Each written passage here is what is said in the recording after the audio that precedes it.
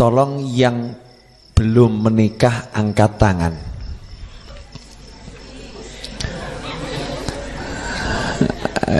Yang sudah pernah menikah angkat tangan. Pak Bakir status gak jelas. Alhamdulillah ya. Itu bahasa halus ya, yang sudah pernah menikah. Maknanya apa? Jangan diperjelas. Jangan diperjelas. Alhamdulillah. Pertanyaan yang kedua ya, itu pertanyaan pertama. Pertanyaan kedua. Kira-kira yang belum menikah itu nanti sempat menikah tidak? Jawaban yang salah. Yang betul wallahu a'lam. Ya, wallahu a'lam. Yang tahu cuman Allah. Pertanyaan yang ketiga, yang saya tanya tadi ilmu Allah atau ilmumu? Kalau kamu jawab wallahu a'lam, kan saya nanya menurut Allah atau menurut kamu yang saya tanya?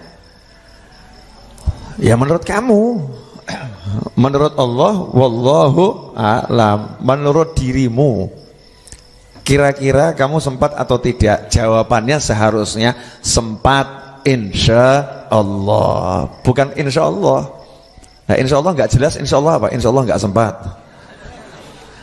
Insya Allah apa? Sempat, insya Allah. La haula wa la quwata illa billah. Pertanyaan berikutnya. Ini sabar ya. Ada ilmu dalam pertanyaan saya, nanti di akhir akan paham ya. Di akhir nanti akan paham. Pertanyaan berikutnya, kira-kira rumah tanggamu nanti bahagia atau nestapa? Bahagia insya Allah. Oke, bagus. Pertanyaan selanjutnya, seandainya yang engkau dapati nanti adalah kenestapaan, apakah engkau akan menyesali pernikahan?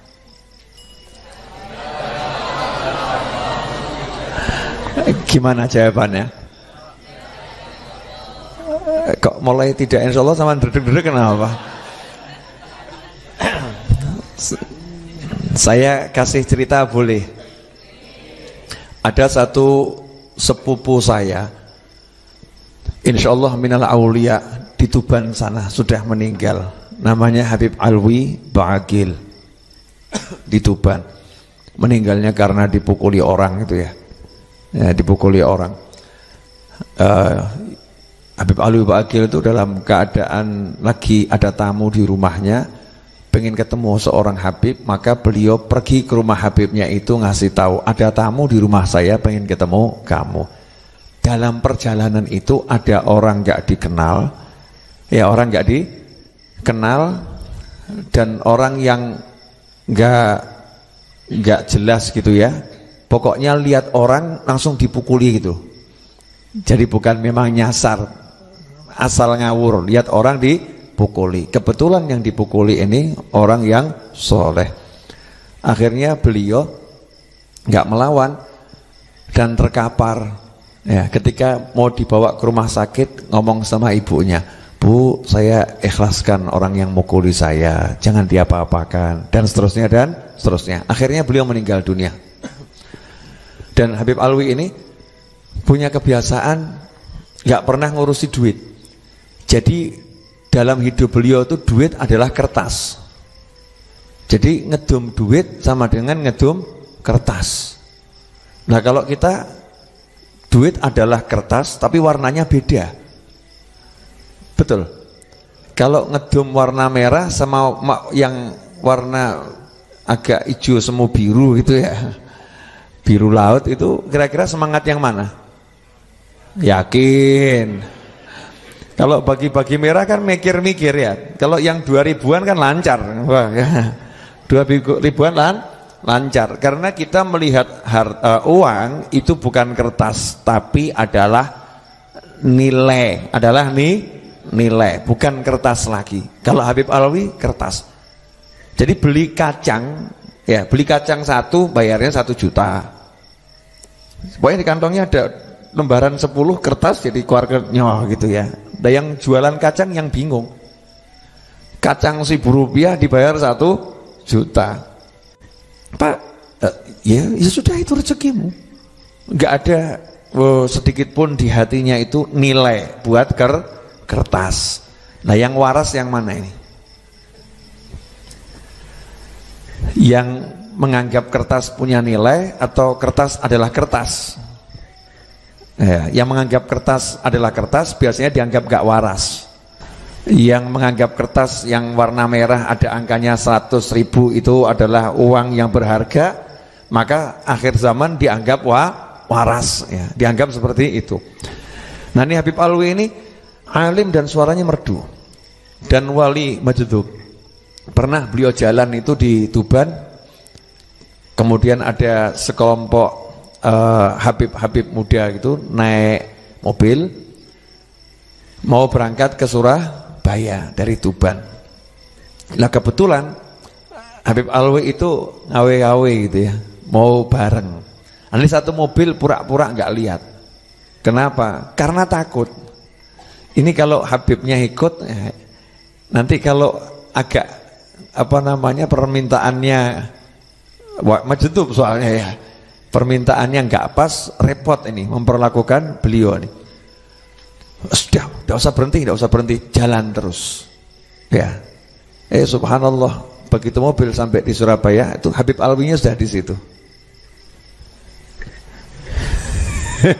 Dari situ. Dan ini banyak peristiwanya, banyak. Saya sendiri ngalami macam-macam. Lah, di antara apa yang pernah beliau ujikan ke saya, ketika ada haul Habib Ali Habsyi di Solo, datang. Kebetulan tidur di rumah paman saya. Biasanya di situ, di rumah paman saya. Nah, saya pas main ke rumah paman saya buka pintu. Ya, pintu rumah paman saya itu rumahnya masih jauh di dalam, pintunya di luar. Begitu saya buka pintu, kelihatan ada Habib Alwi Bagil gitu ya. Saya langsung mau nutup lagi. Ya, daripada saya masuk ketemu Habibnya nanti saya dikerjain, ya lebih baik saya tak melarikan diri. Karena Habibnya kalau ketemu saya bawaannya mau ngerjain. Subhanallah, Habibnya lihat langsung teriak, "Bol!" Ya, kena deh. Ya Habib, ya masuk saya. Waktu itu saya baru menikah. Ya, tahun 2001 ya. Itu baru menikah. 2002 itu hall 2002. Saya menikah di hall ya. Dan tahun berikutnya hall ketemu Habib Alwi ini 2002. Nah, duduk sama saya. Terus lihat jam tangan yang saya pakai. Saya kan nggak pernah pakai jam tangan atau cincin-cincin, memang nggak suka. Tapi hari itu saya pakai jam tangan karena ini hadiah kado pernikahan dari seseorang yang sudah saya anggap seperti adik saya sendiri, sama keluarga saya dianggap adik gitu. Dan bukan orang mampu, nabung gitu, terus dibelikan jam. Untuk menghargai saya pakai ya. Saya pakai. Habib Alwi ngelirik jam saya. Ini ujiannya wali ya. Wali nguji. Makanya mudah-mudahan kamu nggak kena ujian model begini-begini. Ujiannya yang gampang-gampang saja ya. Kalau perlu nggak pakai ujian. Ya lulus gitu aja ya. Subhanallah. Itu jam buat saya ya. Ini kalau nggak kamu kasihkan, pendek umur kamu. Urusannya umur ya. Saya copot. Silahkan Bib. Pakai. Terus ngajak berdiri. Ayo sini Vol. Coba lihat di cermin. Saya pakai jam ini pantas enggak? Padahal saya tahu nih Habib ini enggak pernah ngurusi jam. Wong duit itu kertas. Jadi enggak pernah ngurus jam. Dilihat. Bagus Bib. Ini jamnya asli atau palsu? Kalau palsu pendek umur kamu. Waduh. Repot ini. Kalau palsu pendek umur. Maka saya jawab, asli merek itu, Bib. Ojo keliru jawabnya ya. Asli merek itu. Jadi saya bertahan ben dawa umur gitu loh ya. Pokoknya nggak mau pendek umur. Paham kan maksudnya kan? Asli merek itu. Udah. Ditanyai macam-macam, jawabannya pokok begini pendek umur, begini pendek umur. Saya jawab gini, Beb, lawannya biar panjang umur. Mumet saya, ya Allah, ini kok ujiannya pendek umur, dawa umur, manten anyar iki, ya Allah. Manten baru. Akhirnya saya mau cepat-cepat pulang gitu ya. Ditahan paman saya, Vol, makan dulu. Dan Habib Alwinya juga nahan, iya makan dulu, jangan pulang dulu, makan dulu. Pulang pendek umur kamu. Wah, tuh. Ya siap, Bib, siap. Nah, ternyata ini Habib mau ngobati saya. Makanya kamu kalau ketemu wali itu jangan prasangka buruk. Jangan mikir aneh-aneh. Itu obat buat saya yang kalau cari ke keliling kemanapun belum tentu dapat. Baca kitab mungkin 200 jilid ya belum tentu dapat.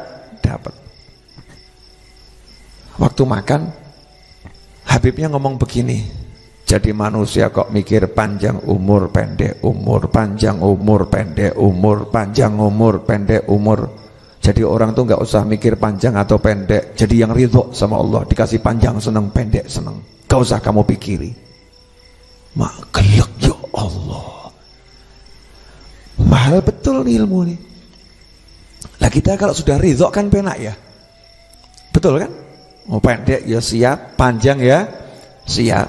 Nah kalau pendek nggak siap, mesti kan hidupnya penuh ketakutan. Nah, aku pendek ya nggak sempat nikah tadi itu, bingung. Makanya kamu nggak usah bingung nanti sempat nikah atau nggak sempat nikah. Jawabannya adalah sempat nikah ridho, nggak sempat nikah juga ridho. Rumah tangga bahagia ridho, rumah tangga nggak bahagia juga ridho. Sebab orang yang ridho pasti bahagia. Saya pernah